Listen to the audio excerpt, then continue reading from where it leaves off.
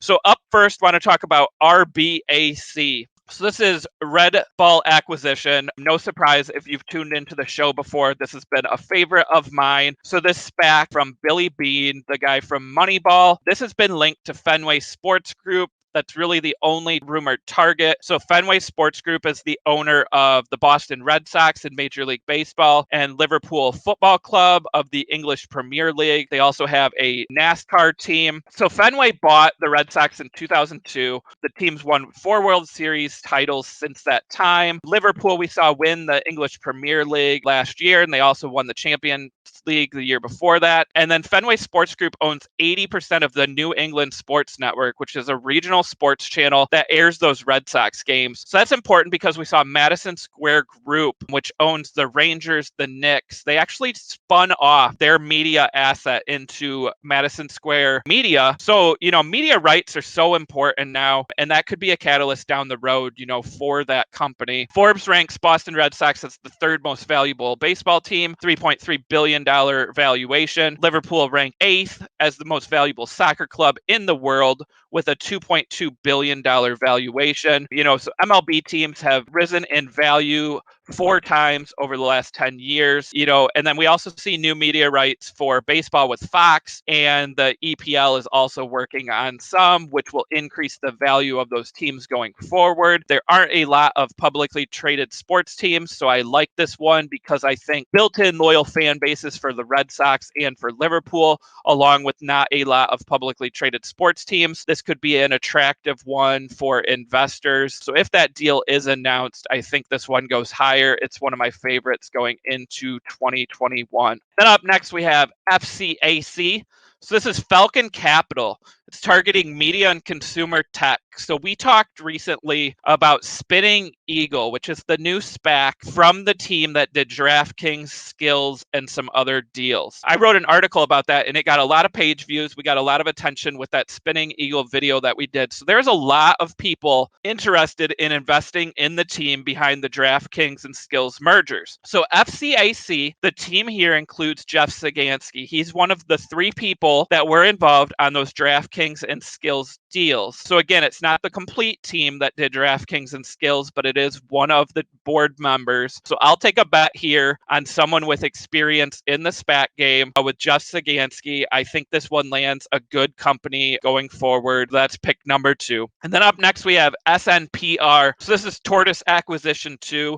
This is the same team that did Helion, one of the top performers early on in 2020, with shares going over $50. Obviously, we talked yesterday about those shares, retreating now that that deal has been closed. But it was at the time one of the top SPACs of the year. It was one of my best trades. I do still own a small position in Helion, HYLN. But I like the team here again to find a target in sustainability or the electric vehicle field. I think the history of that deal and the attention it got could make Tortoise Acquisition II an attractive team for a target company. So again, betting on that management team. And then up next, this small one, not a lot of coverage out there. This is LFTR. It's a newer one to my eyes. This is LFR Acquisition, targeting fintech. So given the recent rumors of, companies like SoFi, eToro, and other names, I think fintech is going to be a big story in 2021. Not that they will land, SoFi or eToro, but I do like the management team here. You have the former CEO and director of E-Trade, and you have the former chief operating officer of Coinbase and the former chief operating officer of TD Ameritrade. So again, E-Trade, Coinbase, TD Ameritrade, targeting that same fintech space with experience. So that is another one I like to land a good target. And then my last pick of the 5, this is one I teased on Twitter. So some of you may be waiting for it.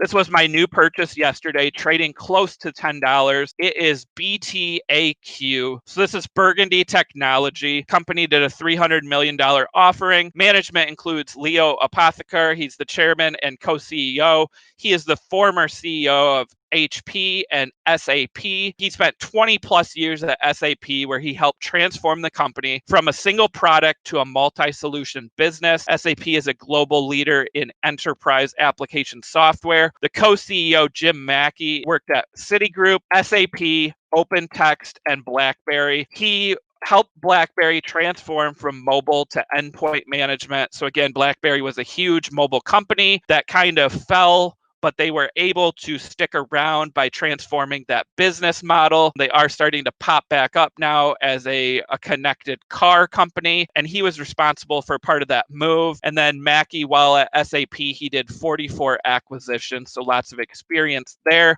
The board of this SPAC also has ties to Track Unit, which is a telematics company, C3AI, which was one of the best IPOs of 2020, Workday, and Sabre and Sport Radar. The board member, Hervé Couturier, worked at SAP, and he also worked for IBM for 15 years in the 80s and 90s. The SPAC is targeting technology and enterprise software. In their prospectus, they said a focus on US, Europe, or Israel. That's the key for me here, is that they said specifically Israel. Apotheker graduated from the Hebrew University of Israel, and the company has ties there. So that country is now linked to several IPOs and SPAC deals going forward. I think it will be a big story in 2021. That is one of my top picks under $11. Again, make sure you do your own research. It is a SPAC that I now own as of yesterday, trading close to $10.